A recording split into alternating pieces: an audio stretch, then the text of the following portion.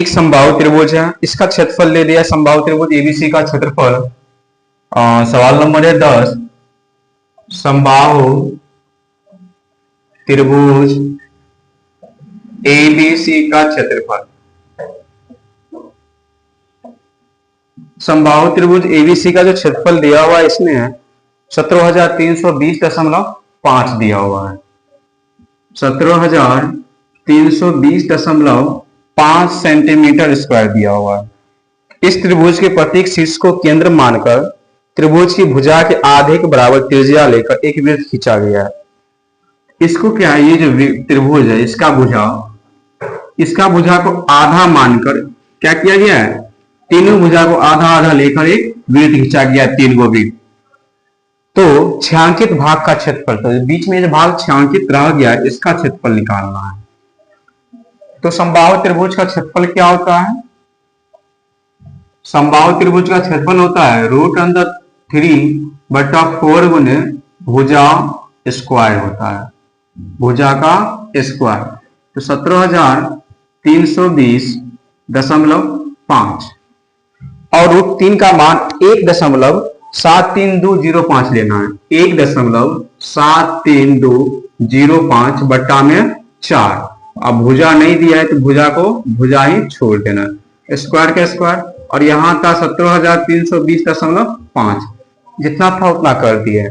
ठीक है, इसके बाद देखो इस टोटल को इधर गुना में है, उधर ले जाएंगे तो नीचे वाला जो है हर वाला अंश में चल जाएगा, अंश हर में आ जाएगा। इसको आगे बढ़ाते हैं तो यहां आ जाएगा भुजा का स्क्वायर बराबर 17,320.5। अगर इसको गुना का गुना ही रखना चाहेंगे तो नीचे वाला क्या आ जाएगा, ऊपर चले जाएगा, ऊपर वाला नीचे आ जाएगा। यहां आ जाएगा 1.73205। अब यहां से क्या करना है, दशमलव को हटाना है। ये दशमलव हटा तो नीचे क्या जाएगा, 1 जाएगा। तो यहाँ पर कितना जीरो, दशमलव के बाद एक अंक है तो कितना जीरो, एगो जीरो। गुना में अगर ये दशमलव हटाते हैं तो यहाँ 1 जाएगा, कितना जीरो आएगा, 1 2 3 4 5। दशमलव के बाद जितना अंक रहता है उतना जीरो इसमें देना पड़ेगा। अब इसको फिर अच्छा से लिख लेते हैं, 1.173205 गुना 4 गुने 1 पर 5 गो जीरो। ठीक है, इसके बाद यहाँ 10 गुने 1.73205, ये दोनों सेम सेम था, काट दिया इसको। काटने के बाद अब देखो यहां से जीरो भी कटेगा, एगो जीरो ये, एक जीरो ये, यहां बचा सिर्फ 4 गुने 1 पर 4 गो जीरो। इससे गुना करेंगे इसको तो आ गया 40,000 आ गया। 40,000 सेंटीमीटर स्क्वायर किसका आ गया हमको, 40,000 अभी भुजा आया, लेकिन इधर भुजा आया, इस साइड ये भुजा दिया हुआ है। जब इधर स्क्वायर में है, स्क्वायर को जब उधर ले जाएंगे तो क्या हो जाएगा, रूट में आएगा।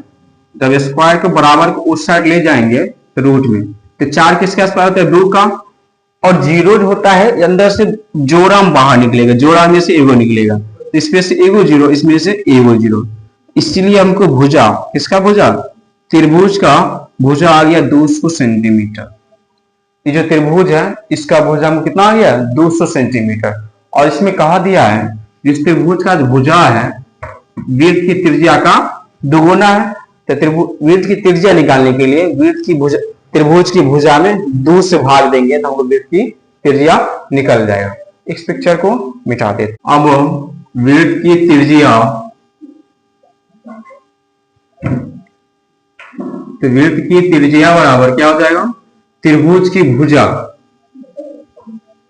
त्रिभुज की भुजा बट्टा 2।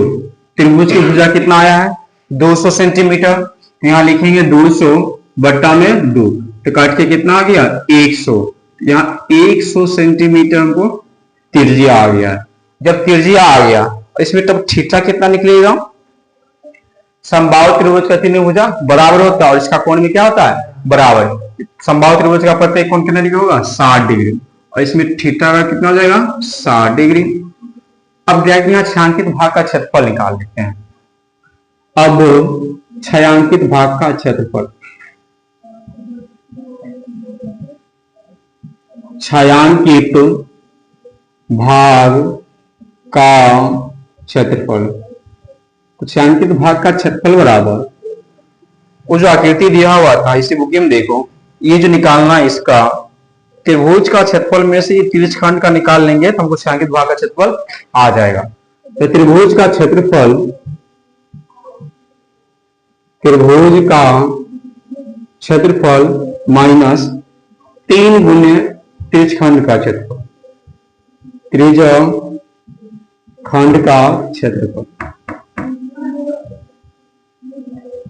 तो त्रिभुज का क्षेत्रफल दिया हुआ था, कितना दिया हुआ था 17,320.5, तो वही लिख देंगे 17,320.5 माइनस 3 गुने त्रिभुजखंड का क्षेत्रफल बताए थे पिछला क्लास में, क्या होता है थीटा बटे 360 गुने पाया स्क्वायर होता है। पाई का मान इसमें दे रहा है 3.14 लेना है, तो 17,320.5 माइनस 3 गुने थीटा का मान कितना लेंगे 60 डिग्री, तो हो गया 60/360 गुना, और पाई का स्थान कितना लेना है बुक में कितना दिया हुआ है 3.14, कितना दिया है 3.14, तो 3.14 गुने और त्रिज्या कितना निकला है 100, तो 100 का स्क्वायर करना है। अब यहां से कटने वाला है, ये 0 से 0 36 कट गया इतना। इसके बाद फिर यहां से 3 एकम 3 दूनी 6 कट जाएगा, फिर इसको यहां से काटेंगे, इसको काट लो 15 दूना 30, 7 दूना 14, दशमलव के बाद 2 तो यहां दशमलव बैठा दो, ठीक है। अब जो बाकी आ गया उसको लिख लो 17,320.5 माइनस 1.57 गुने स्क्वायर है, एक का तो एक ही और 2 है तो 2 का 4 गो 0 हो जाएगा, 4 गो 0 बराबर 17,320.5 माइनस। अब देखो यहां सिर्फ एक है, कितना 0 रहेगा कोई मतलब नहीं है, 1 5 7 का 7 लिख लिए, 4 गो 0 है तो 4 0 पहले बैठा दो, ठीक है। अब देखो दशमलव के बाद है कितना अंक है 2 गो अंक है, जब 2 अंक है तो पीछे से 1 2 अंक यहां दशमलव दे दो, 2 अंक पहले दशमलव। अब 17,320.5 माइनस 15,700, अब घटाओ, देखो यहां दशमलव के बाद 1 अंक है और यहां पे कितना आएगा, यहां पर भी 1 अंक चाहिए दशमलव, यहां दशमलव के बाद क्या कर लेते हैं 0, कोई दिक्कत इसमें से नहीं। अब देखो दशमलव के बाद 1 यहां भी 1, 5 में से 0 गया तो 5 ही बचेगा, कितना बचेगा 5 ही बचेगा, 0 में से 0 गया तो यहां दशमलव दे दो 0 ही रहेगा। अब 2 में से ये 0 जाएगा तो 2 ये बचेगा, ये 3 में से 7 जाएगा नहीं, 5 लिए तो 13, 13 में 7 गया तो 6, क्योंकि 13 6 7 13 होता है। अभी कितना बचा 6 में से 5 गया तो 1, ये कट गया, इतना सेंटीमीटर स्क्वायर आ गया आंसर। और कोई दिक्कत